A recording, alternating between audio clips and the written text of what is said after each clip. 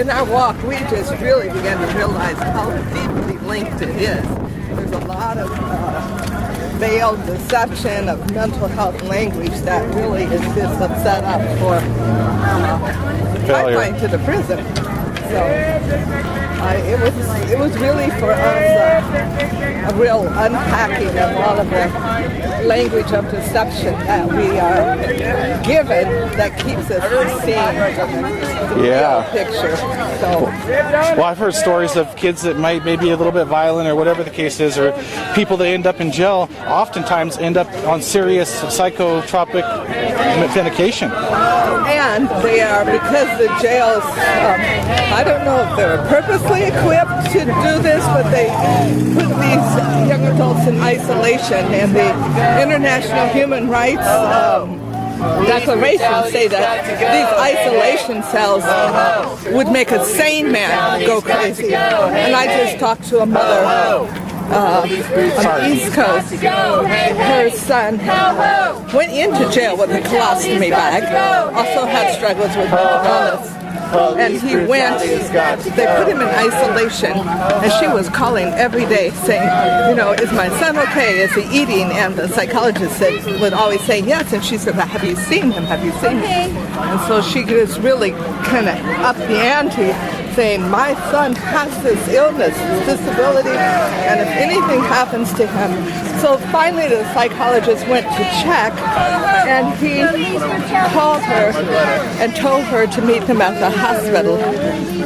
And her son at that point was in I would say a semi-intelligible consciousness. He couldn't talk.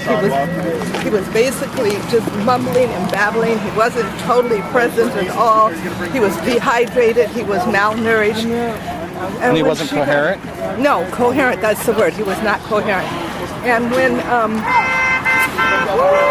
lawyer went into the cell where he was taken back to, the lawyer said there was no mattress, there was no cover, there was nothing, and he was barefoot, he had no shoes on his feet.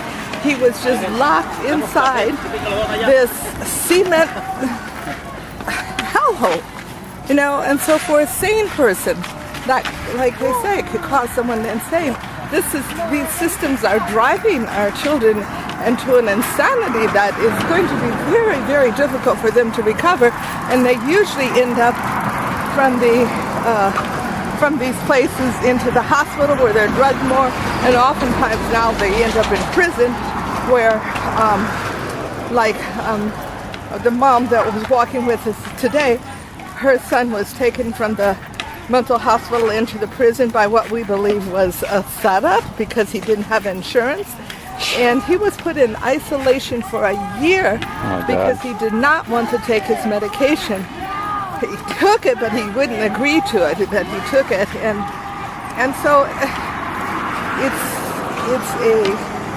I do believe it's like the beginning of a Holocaust, and I use that word with a complete understanding that what happened to the Jewish people was a total, genocide, massacre. But from what I'm seeing and hearing, this is happening in an undercurrent that's not being seen by most of us. We see bits and pieces of it, but there's a whole lot when you put all the pieces together. Some of those privacy laws keep the general public and even their own mothers and fathers from knowing exactly what's going on. That's right. I wonder if they use that to their advantage. Oh, I do believe that it was, whether or not it was intended to do that, I do believe that the corporate empire builders will take any law, whether it's meant for good or bad, and find a way to use it to protect their abuse of the human rights, the human dignity. They'll hide behind that, and the abuses will just happen in horrific ways to many, many individuals. And we don't see it because we're all fighting it alone. But now we're coming together and sharing our stories together, and we're piecing it together, and the picture is one of terror deception, Suppression too, yeah. oppression, and there's also one of hope that we the people, now that we are beginning to realize what we are up against, can begin to create communities that protect ourselves, that inspire each other, and will begin to, I think, define justice in a way that empowers us and gives real meaning to the sense of justice. And justice simply means, I believe, that those who have erred against each other or the community, that we find a way to help them to heal, to see more clearly, and reintegrate back into the community so that they can give their gifts and talents in a way that will empower them and the community. And that's what real justice is about. It's not about punishment. It's not about locking people away, torturing them. It's not about imprisoning people for life. It's about how do we uncover that which has harmed and hurt people and made them lose their way. How do we bring them back and help them to become a meaningful part of a community? So. And you just did a 100-mile walk, and I'm surprised you're still walking. And she's walking through the hard aggression. I tell you, when she said, when Maribel invited me here, and she said it was a rally. When I got here and they started talking about, we're going to walk down to 181st Street, I was like, oh, wait, I don't know if I can do that. It's like as soon as I got home, it's just so, it's quite an irony that it's like I had trouble walking up the stairs with my knee. I've always had trouble with my knee, and I thought that I was going to, I brought 2 knee braces for the trip because I thought it would give out before I got through, but I was going to do it anyway. Wow. But when we got to our second day of the trip, when we started in Castle Rock, we were driven from Vancouver to Castle Rock. Just as we turned out of this little tiny town and onto the main highway, there were 3 staff laying up against the hill, like right perfect. Isn't that funny? There it is. If it said, take your choice, what do you want? You might want to take a picture over there of those that are watching this, as if we are doing something. Yeah, let's monitor a little bit. Because they like to stay on back blocks, and they like to act like they're not there, but they're always hiding around. Yeah. And taking our pictures. That's aggression police hiding on us. And that doesn't matter, because you can't stop a spirit of freedom, one that's dedicated to justice and truth. Yeah. So they may take their pictures, they may write their notes, but you can't stop a movement whose time has come, a people that is united together, as people of color and also people of Caucasian and other races that believe that no longer is the 1% going to rule our lives and belittle us and demean us and make us subservient. We're all going to become equal this time around. Yeah, from what I hear, the poor, or the 99%, is where the rich people get their money from anyway. So if it wasn't for us buying their products, us little people down here, and we're promoting them, they wouldn't be there anyway. Right. It's like all we have to do is withdraw our efforts and our gifts and our talents to serve them, and then let it serve us and create a new paradigm of what is success and what is really community and what is really getting ahead. Getting ahead is when the whole community raises itself together, and I think we're getting that picture. Yeah, one voice. Yes. So. Yeah, they're going on a little march here, but I think they're going to a new building that the Gresham Police Department is trying to invest in, a new take over or operate out of or something. I'm not sure. But this is, they redlined us out, first of all, into the Northeast, and then now out here to Gresham. And so what they are obviously doing is creating a militarized occupation of this area, and they're wanting we, the people, to pay for their occupation of the militarized arm of the government, which is the police. Yeah. And I would say, you know, we may not be able to stop that investment, but we can stop their control and their invasion of our community by creating our own community response teams, resources teams, our own community centers, and let them build their buildings, you know, block by block, brick by brick, with the intention of destroying humanity, but in the end they'll destroy themselves. And Yeah. so A lot with it, yeah. yeah, but not us, not if we come together as community. Yeah, that's what I think is so great about it. That my knee doesn't give out when I have this. So Nice. although I've never walked with a staff before, I wouldn't have been able to do that without this staff. And you found 3 of them just sitting there? It was like, take your choice, you know? Like the 3 bears, the 3 bowls. It was just amazing. And this one, the first one didn't quite fit right. This one has this little bin that kind of keeps my hand from sliding down. And you can see how beautiful it's kind of got oil from the perspiration from my skin. It's just like, it was just amazing. Yeah, nice, yeah. Might be leading the people in speech here like Moses with it, you never know.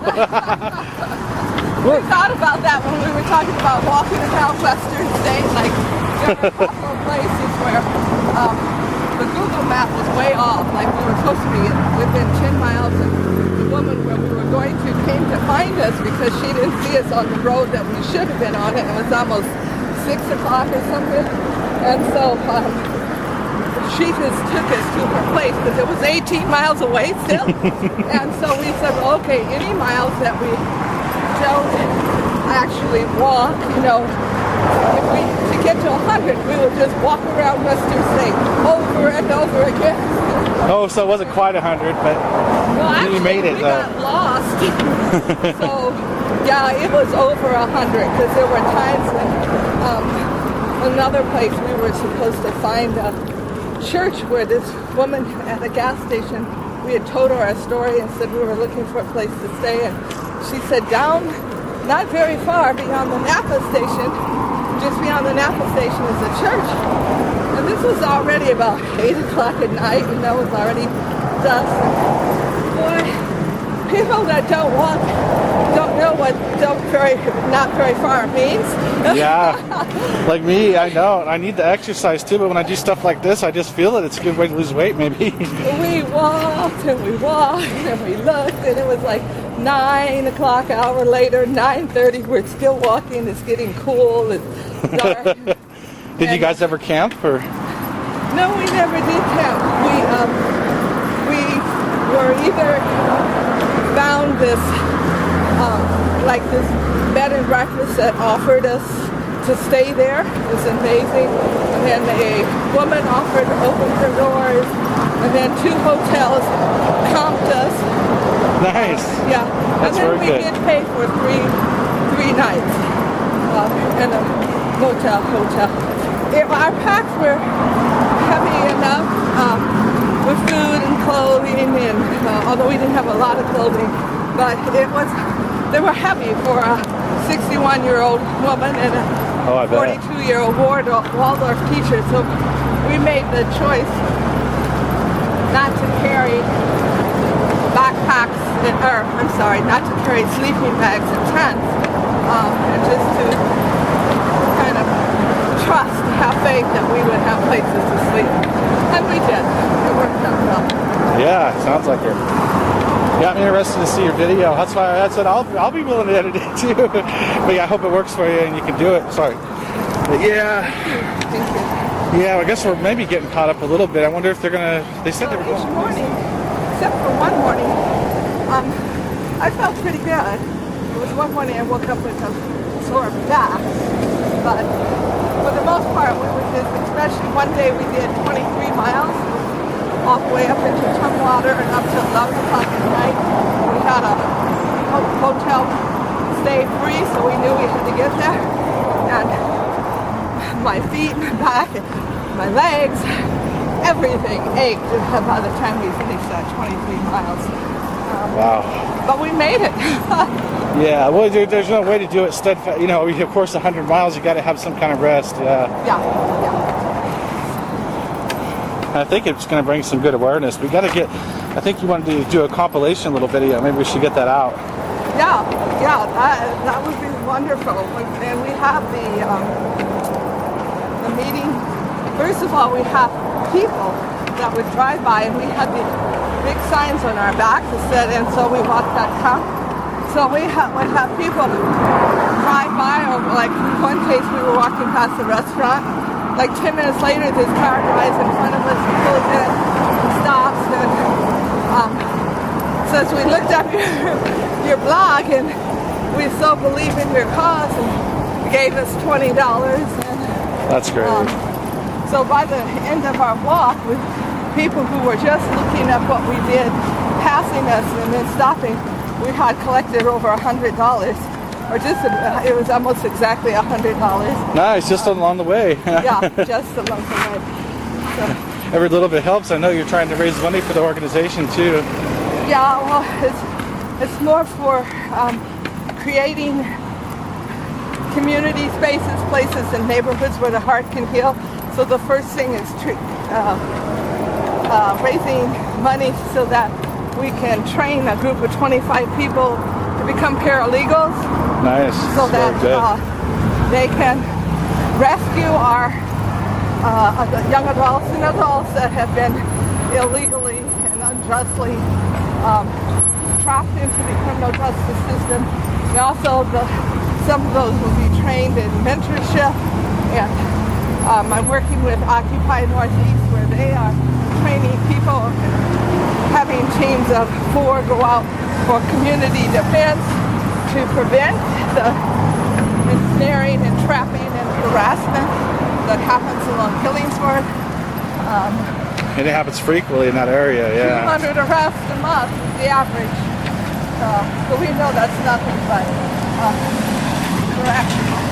harassment and war waged on people of color in that area that they now want to build up for profit, and decided that that's the space they want to claim.